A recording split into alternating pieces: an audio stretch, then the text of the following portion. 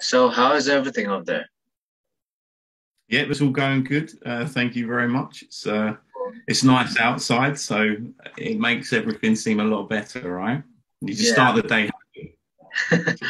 I'm sorry. I know you got a busy schedule, so sorry for like putting in this in your schedule. It's all good. It's a pleasure to chat about all these topics. So no problem at all. Cool. So first of all, I know you've been talking with Mark, Yeah. and and he's kind of big deal here in Taiwan. So probably there's a lot of like strength coach or performance coach know who you are, but still, can you like introduce yourself for the audience? Yeah, absolutely. And obviously, me having this collaboration with Mark is fantastic. He's an awesome academic and coach. I'm really grateful to have to be involved and working with him. So I work at Middlesex University. I've been here for about 14 years. I'm pretty sure it's about that, so for quite a while. And I started off looking after the MSc in strength and conditioning. Actually, put that program together initially, and then looked after that program, the postgraduate programs that we run at the university. And the last few years, I've been looking after the PhD programs. We call that research degrees coordinator. So that's principally been my role. So looking after the postgraduate research students. And that's pretty much so where I am now. Part of my role, I've always coached, but I am an academic. I will say that. I've always coached, worked with different clubs, different teams, and so part of my role, I guess, has been as much to be an academic and understand the science governing the practice or the coaching of S&C. I've always wanted to try and apply it myself to make sure that there's this carryover between what we teach in the class and what's actually done in the field, and otherwise get too bogged down in some of the more academic points. And of course, the other part of my role, so research, coaching, or consultancy, has been in the teaching as well. So yeah, those sort of three areas cover broadly what I do. That's cool. So is Taylor your student too? Yeah. Well, his name is in Tyler is what he says Oh, for English. Yeah, he's our student. He's super as well. Obviously introduced through Mark over in Taiwan. He's doing fantastic work, and always trying to keep him on after he finishes his PhD. So yeah, he is indeed. I did a podcast with him, but it's in Mandarin. Okay, cool. Good stuff. Cool. He's incredible, really. Like, I'm actually quite in awe of people that, he had good English before he came. It was okay, but his English now, to be able to write papers, to write a thesis, he's had his work published, to be able to do that in another language, and one that really you've only grasped in the last few years, is just tremendous, to say the least. So Good to hear that. Good to hear that. yeah, So, I saw the paper about like change of direction, and I really liked it. So today, kind of want to talk about these things in the paper, okay? mm-hmm. And I noticed like Tyler is doing some like video stuff in that, right? Yeah, he is. He is indeed. Cool. Technically, he can put out some good shapes when it comes to sprinting and changing direction. So yeah, he's in there. He's in there for sure. Cool. So first of all, like, what is the difference between agility and change of direction? Yes, that's a great place to start. I guess if we start, I'll give a real quick snapshot definition in just a moment. But what the paper is about, and I guess coaching philosophy, the idea behind it is that nearly every athlete or team sport athlete, racket sport athlete, the end goal is to be agile, is to demonstrate agility. And so when we think about that as an S&C coach, we've not finished our work because they can squat, lots of weight, double body. Although these are great benchmarks. And the same, I do more and more work with physios. The end point of their work is not that they're pain-free or they can demonstrate a certain amount of strength from one exercise, hit this benchmark, is that the athlete is agile. That's what they all demonstrate: football, basketball, tennis, right? So by that, I mean that this athlete can stand in the middle of the field or on the court and can scan the environment, pick up these relevant cues, and then get all of those cues, which include where the opponents are, where their teammates are, the alignment of their body, where the ball is, and almost pass it through this huge pattern recognition database that they've developed over the years. And out the other end spits this forecast, this prediction, this probability of what's about to happen and therefore what they should do. So then once they've decided what they do, they put it through that cognitive system, they then act. And that part of acting is then they have to align their body accordingly and then produce force rapidly. So you can see by that definition, there's this agility has these two components. One is a cognitive component where they have to scan and make a prediction based on this database of pattern recognition. And then the second part is the physical component. And that physical component is technical, firstly, align your body, given what it is you just decided to do, and then produce force quickly. So agility encompasses that cognitive component that is so fundamental to being a good athlete. And the change of direction part is the technical bit that underpins that and the ability of the athlete to then express force. Cool, love it. So kind of want to talk a little about like change of direction first. And in the paper you mentioned like cutting and crossover or shuffle step, that kind of stuff. Yeah. So can you walk us through like what is cut and what is like crossover and shuffle? Yeah, no, but I mean, I guess there are, and I think we make the point clear, at least I hope we do, there are tons of different ways to change direction and to demonstrate good turning mechanics, right? So we're going to focus on a couple. And I like the shuffle, the cut, the crossover, because I think it's a difficult one, because this movement is gearing you up to make a 180-degree turn, okay? And when we talk about changing direction, okay, and it's a good work, I'll piggyback off the work of Tom DeSantos here that puts out some great research that talks about anything within about 60 degrees is, we can maintain velocity, all right? So we run at a cone and we turn, but we maintain that velocity. Anything outside of that, now we have to start to decelerate, okay? And so I also have to jump on Damien Harper and his research, and I'll combine those two and Rich Clark whenever I talk about it, okay? Those sort of three guys are fantastic.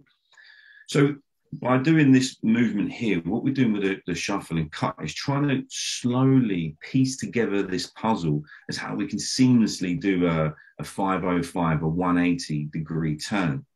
And these are just steps in the process to be able to run at a point, decelerate down to zero, throw on the brakes, realign your body, throw your other foot, your lateral foot over, and make that change in direction. And so that's why really we focus so heavily on those movements. And we accepting then that with those movements, we're encompassing, I think, a lot of the physical characteristics that require an athlete to be agile. It's accelerated forces, it's decelerated forces as well. And then it's that realignment given this high load that you're putting the body through, can you still realign appropriately as well? So that's why those were the focus of the paper. So, can you like walk us through how to like gradually teach your athlete these skills? Yeah, I mean, difficult to do verbally. You know, the pictures or video is what paints the picture. But I think, okay, if we start from the sort of the beginning and we look at those movements, what we want to do is about accelerate. Okay, we want to accelerate into the turn, and I like the idea. Again, jumping on the work or some of the sayings of the guys I mentioned before, is that the body won't speed up what it can't slow down. Okay, so your acceleration into that is based on your capacity to decelerate as well. You know, there's a ton of force going into that turn. So we have our acceleration. We come out of that 45-degree angle or whatever that angle is, but by saying 45-degree angle, or some of the terms, and think about what Nick Winkelman says about coming out like a fighter jet. So we come out a sharp angle, all right, and we stay low to the floor.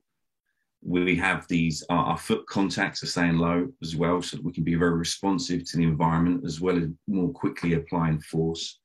And then we have to almost, if acceleration is being off balance and falling forwards, we then have to do the total opposite to brake. We then have to come up, then sit back, and whilst doing that, with all of that force, start to gradually realign our body. So we're going on head on, and we then have to turn. And then I think that when we've got our inside foot, the more weight we can put on our inside foot, the easier it allows us to arrest that momentum and come back the other way. If too much is on the outside foot, it's very hard to control that amount of force. So as the paper talks about, this inside step being quite key to it, but also other people will do that 180 turn in a different way. There's nothing wrong with running and almost jumping into the turn. They all end up with the same thing, right? So the technique to do it, you kind of play with it a little bit with the athlete. Like, try doing it this methods, and now try jumping into it. And I think in terms of getting an athlete to it, the less you can say about those different coaching points, the more intuitive it can become, the better the performance. So when you're trying to teach someone agility or change of direction, I think it starts before you got there. And we talk about in the paper about plyometrics as well. There's so many drills and plyometrics that just look exactly like the movement we're trying to do. But if you get, and as an example, if we overcoach it, we then talk the body out of this natural method, this natural system it has to land in the appropriate position. If you tell someone to stand upright and just fall to the side like this, there's no way of doing it without getting a crossover, all right? Otherwise you face plant, okay? So we already have this system built in. We need to make sure we don't coach to the point where we make the body think, oh, actually, is there another way of doing it? No, we have this inbuilt system to do it. There's no way of falling to the side without that crossover step happening. So things like agility also teach, plyometrics, where we're going laterally, also teach us to cut sharp. I mean, if you're trying to make your way laterally across a bunch of hurdles as you move down, you have to do it as though you're skiing, right? And you have to hit these same shapes. They're all perfect. So I think in terms of the technical model that we need to do it, is if there's enough work done beforehand and we don't overcomplicate it, they're going to hit some pretty good shapes initially. I think the other bit that I will add into it, where we've made it harder for ourselves, is we're introducing a line, a target that they must stop at.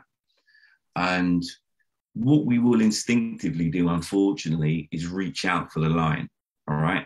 Everyone reaches out for that line under the assumption that the quicker that they can touch that line, the quicker they'll complete the task. But what ends up happening is, rather if there's their feet, rather than landing at that line and looking like that, this inside leg ends up over here, and this outside leg to try and touch the line ends up at this angle. So now actually biomechanically your opportunity to produce force position is limited, because really when you produce force, you kind of just go up. Whereas if both feet land like this, biomechanically, from a performance point of view, you push across. So it's changing the mindset. It's not about your outside leg touching the line, if you're going to go for it. It's your inside leg. And then you end up with a much smaller base of support. You're much more off balance. So if your base of support is really narrow, your center of mass, which stays your belly button, lands outside of it, and you end up falling in exactly the way you want to go, and that crossover step happens. So it's more about manipulating the task, the things you do beforehand that set up agility, I think, rather than going, right, what's the first thing we should do with our athlete? Agility. I think if you do the work beforehand, you don't have to overcomplicate it, and then you end up in much better positions. So it's like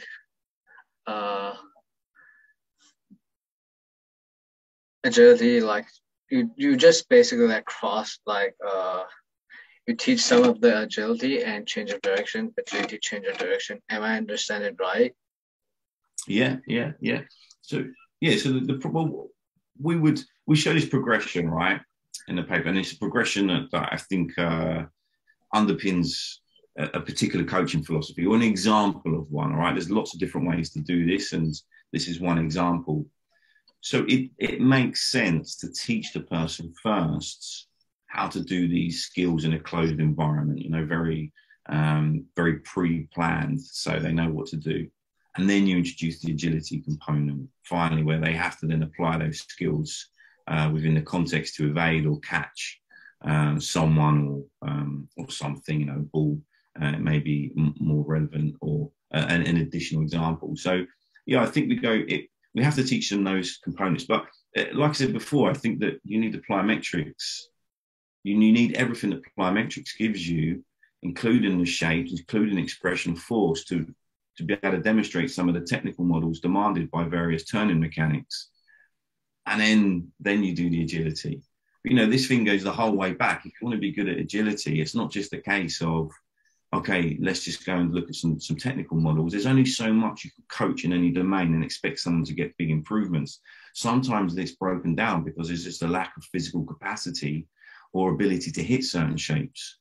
And so at those points, the answer is actually, let's go back. And so, again, because you made reference to the paper, I'll continue here. If you want someone to be good at agility, of course, first of all, let's give them good change of direction mechanics, which are broken down into acceleration, deceleration, and any number of methods for turning. But what underpins then is plyometrics, okay? Because it's the expression of the expression of force rapidly.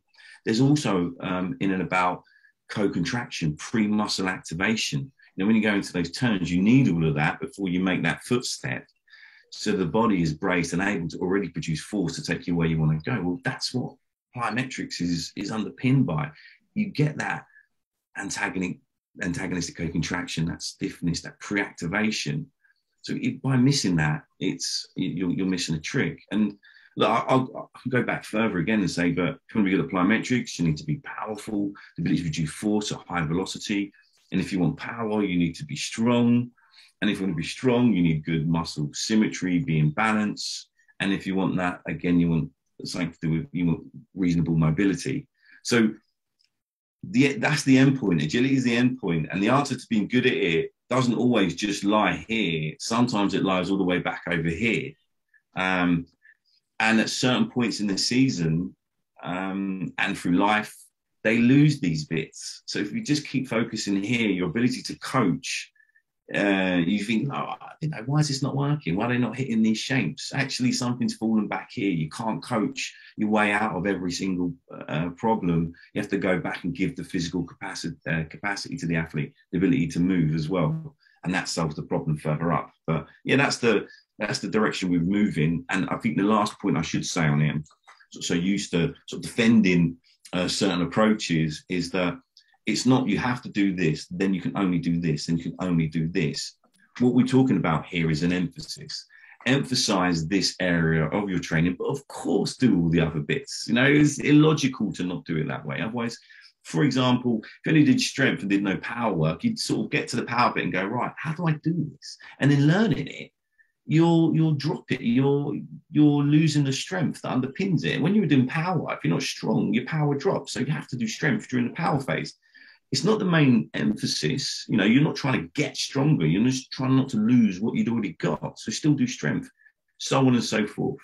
So we can still train the whole continuum, but it's logical to emphasize, and that's periodization, right? Yeah, cool, man. Love it. So since you brought up like plyometric, and I know in your paper you mentioned like fast stretch shortening cycle and slow stretch shortening cycle, right? Can you like talk to us like what is like fast eccentric and what is slow eccentric? What's the difference and how to train these elements?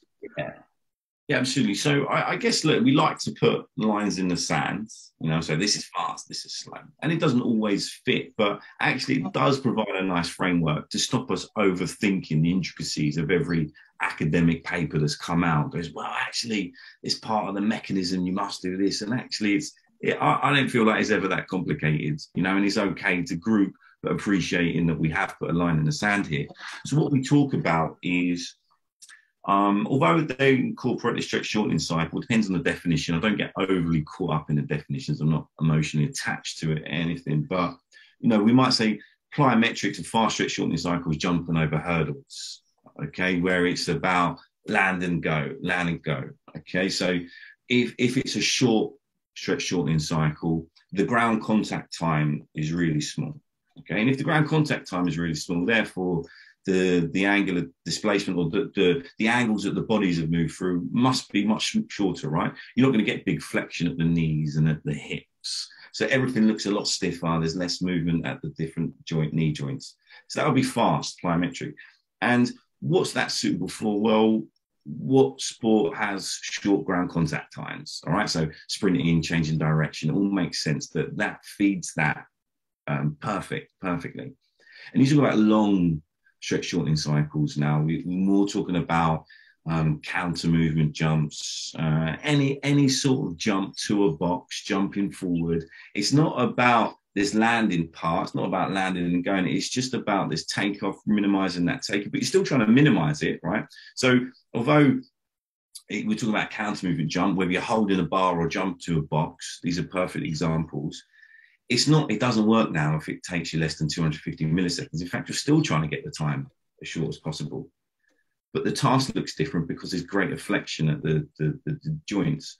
But they're all dictated by how long you spend on the ground, really.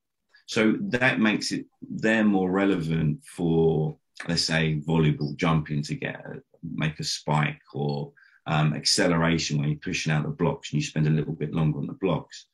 And I think that they're all important. I think that they're all important to train all of them. And what's interesting, actually, is you get certain questions like, let's say fast stretch. So let's say cycling as an example, right, where they're pushing. So should they just do slow or longer stretch shortening cycles where they're just pushing, all right? And should they therefore not do the fast stretch shortening cycle where it's over hurdles? And I think it comes back to the same thing for me, is that these are all different ways to stimulate an adaptation, all right? The fast stretch shortening cycle is a phenomenal way to get braking strength, propulsive strength, to get loads through the body that are just so high. So of course they should. But, you might, the volume of training dedicated to that might be less for them than for another athlete that more heavily depends on a mechanism that resembles that. So I think whether a particular task looks like something that's done within the sport is one thing that is what shapes the volume of a particular mode of exercise. But everyone should probably do everything. Now, I still do agility with a cyclist, because it's another way to stimulate what would otherwise be untrained muscles that could end up being the problem down the line.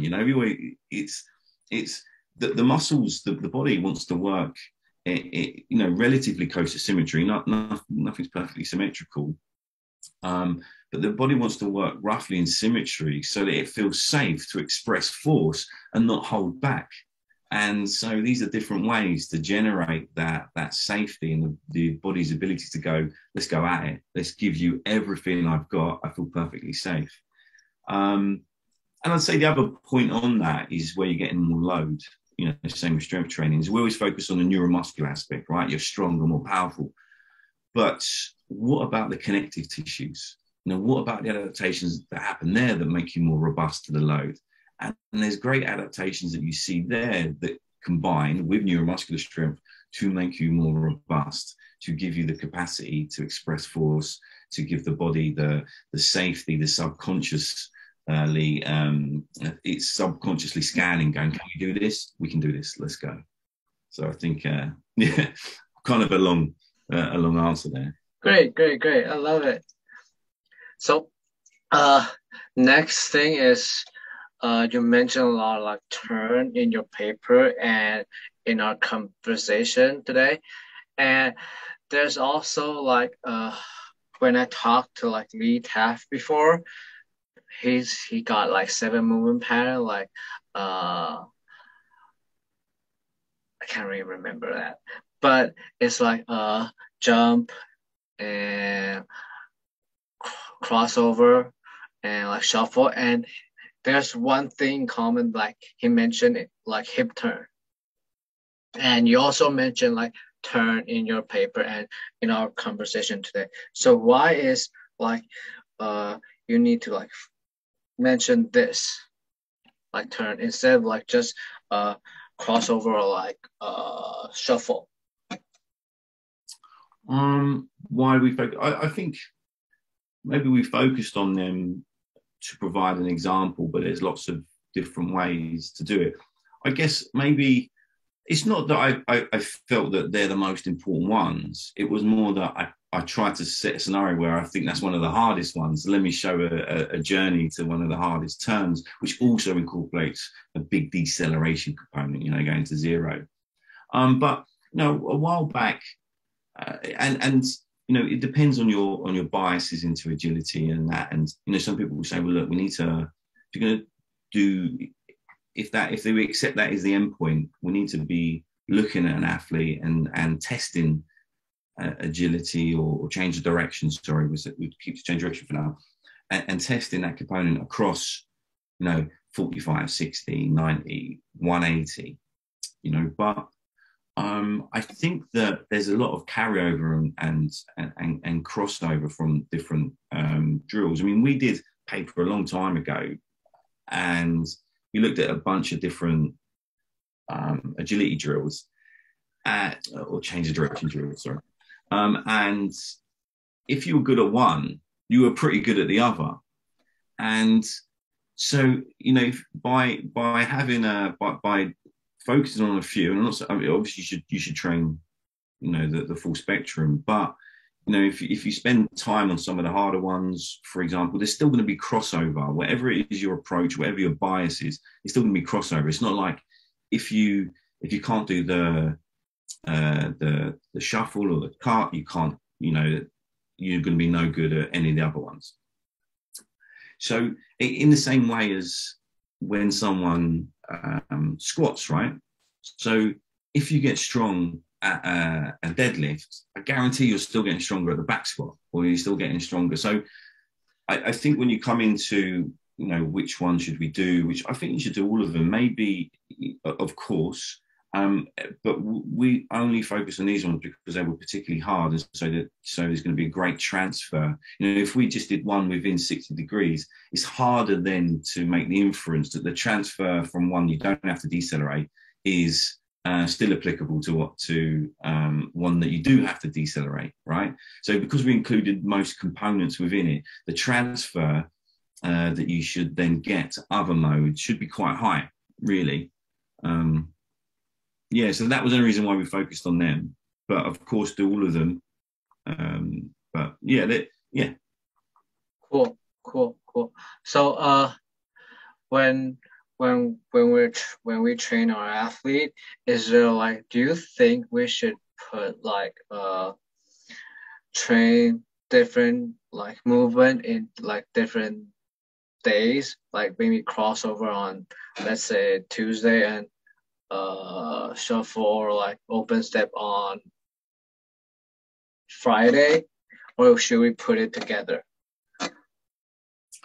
Yeah, I think that's a good question. I don't think that there's an answer that necessarily means you can get the best. You know, if you do this route, this is going to lead to the best. I think it always comes down to how you manage to incorporate it. So I think, for example, having an agility curriculum, if you like, makes sense. But how much time can you realistically spend on an agility session every time you work with them? Well, that kind of depends. You're not going to be able to spend that much time with each athlete doing agility. And something that we're working on at the moment is the idea of embedding this curriculum within a warm-up, for example. And so it would be snippets. All right, so I think you would do snippets of 5 minutes, and you would have greater frequency of those. So on a personal level, I'd see the value in doing 5 minutes, say 4 times a week, rather than 1 20-minute session. Okay, so it's constant stimulation. And then it would make sense to just gradually build that up. So for me, it would make sense to be focusing on a shuffle first, before a cut, before a crossover, right? Because one feeds into the other. So, but if you had to do them on the same day, that's fine. But make sure one person can tick the milestone of the preceding quality before moving on to the next. You know, if you can't hit the shapes of a movement that's embedded within a more complex task, then surely it's not going to be as effective. So I think it's more progress as you want, put it all in the same session, as long as you're confident they can do all the preceding steps before they got there. So that would certainly be more the approach I would consider taking. Cool, love it. So can you walk us through like one of your sessions with the athlete when you train your athlete, from like warm up and how you probably like what kind of drill you're gonna do, and then the main workout? Yeah, absolutely. I think so. It goes one of 2 ways, really. I think that so in general, of course, we have the warm up, all right. But what we would try to do is put this curriculum within the warm up. So the warm up might end up with something that works towards the development of the athlete, right? So as an example, after standard warm up, we'll do some plyometric drills, and then we'll do some agility drills, because the plyometrics, you know, potentiates and primes the body and the movement for agility. And I'm working with Mark as well, actually, to try to pair those together. So as an example, if you're doing a crossover movement, it makes sense that the agility stuff is, the plyometric stuff is moving diagonally across. If you're doing top speed stuff, for example, it makes sense to do more single leg work over hurdles. If you're doing acceleration work, it makes sense that it's more about standing broad jumps, bigger angles, and then you work into the acceleration. So then you have this warm up that the body's prepared for the task. It's primed, but also it's learned. You know, it's been a really good, effective use of time, and the athlete is better for it, as opposed to a tick box exercise. Then from there we can go into the strength and power work. And you know, then we're into the focus. So whether you're doing your squats and then your accessory work, and then when we do that, we always try to make sure there's that ratio 1-to-1. If we can do squats, we've got to do the hamstrings, and same for the upper body. We try and do the 1-to-1. Now, what we're looking at the moment, and equally what we would do if not within the warm up, is I like the idea of doing what would be a contrast train. So you strength, plyo. Now, I don't do it because there's this potentiation, this paper effect. All right, there might be. But I do it because it's time efficient. You know, if we train someone for strength, you know, we can't just sit around for 5 minutes now, you know, and have a chat, as nice as that is. actually, if we use that rest period to apply a metric drill into it between the sets, we double up on the amount of volume and the amount of work that we can do within that period of time. You know, because they're different. Not only should we not see a detriment to performance, we might even see a potentiation, but it's not about that. It's about doubling up into the work, the amount of work that we can do with an athlete within, you know, if we're only seeing it for 2 hours, 1 hour twice a week, maybe 3 times a week, we need to be economical with what we do within that time if we've got to cover that much. But so whether you do that as a contrast, you do it as a warm-up, really depends on the setup with the athlete. Some athletes will have on-field, some will have separate gym, and some you have to combine them together. So if it's on-field, you can just use it as the warm-up curriculum, you know, warm them up, have the plyos into the agility, and then you have your strength work. If it's all done in the gym, then you might want to do your, you could either do it as contrast, or you can again do it as the regular warm-up, but what you mix might be upper body or lower body, just so that you fit more work in the same amount of time. Get it. So that's like kind of like all the question I have for the paper. So if there's like coaches are interested in what we're talking about today, where can they reach out to you, and where can they find the paper? Yeah, if you just go on to, I mean, the paper's on Strength and Conditioning Journal, but the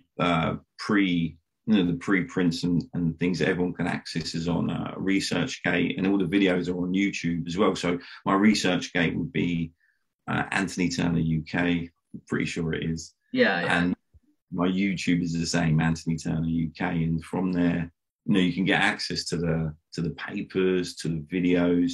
The paper's got a QR code, so you can read along and then watch the video. It's harder to explain it in text as it is. Get it. So also you can see Tyler. You can see Tyler, yeah, you can see Tyler trying to hit those shapes.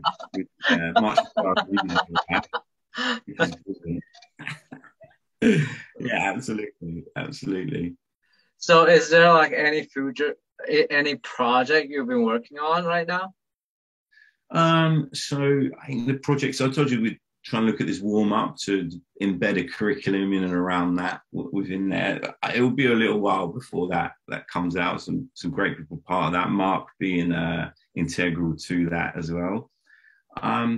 Then we've got students doing different PhD projects, and I just spoke about the contrast, complex, all those different varieties of ways of putting a program together. We've got a PhD student looking at that, James Marshall, and he's going to try and see what's the most effective way, including through clusters. You know, one part of it is improving performance. The other part is it being economical. What's the best way of putting this all together? We're moving with my colleague Chris Bishop, moving into some research within golf. He's doing some great stuff there. We've got more within physio and I say rehab, I guess loosely defined, but with Paul Reed, Luca Mastroni, we're looking at return to play, but this return to play again with the end point of being agile, as opposed to you can hit some benchmarks. So return to play is about hitting benchmarks across a variety of different movements, not just that you're strong like this, are you strong moving side to side and so on. So there's a ton of different projects going on at any one time, I think. But there's some we've got going on. Obviously, I had some research in fencing and managing to carry that on as well with a colleague, John Cree. So there's quite a few different bits, quite a mix as well. Cool. So probably next time we talk, we could talk about like return to play and contrast training. Yeah, absolutely. You know, but this return to play, Luca and Paul, and they're the real powerhouses. But absolutely. Okay, last thing before I let you go. Okay, so do you have like any suggestion or like advice for the young coaches out there who want to like really get the chance to train athlete? Yeah, I do, and take this advice with an obvious bias that I have, okay, which I'm declaring from the start, is that I think to working with athletes, there's always an interview process, or there's a head of performance, or so on, and I think that as well as the obvious things like them wanting to demonstrate you have experience of coaching athletes, personally, I think that if you can also demonstrate that you can research and solve problems and find answers and articulate that information in a way that can be understood by players and coaches, then that puts you in a greater position. Equally, if you research, it means you're open to other possibilities. It means you're not stuck in one way of thinking. By the virtue of research, and you're trying to solve problems, and this is a continually changing environment. So I would say, put my own bias on it, is of course demonstrate your coaching ability to those athletes, but demonstrate your research ability as well. Demonstrate that you can solve problems and that you're open-minded to things changing and different solutions as well. Cool. I love our conversation today. Really love it. Thanks for the opportunity to chat it through. It's been cool. It's been very good. Great. I know you got a busy schedule, so I'm going to let you go, okay? Thank you very much. And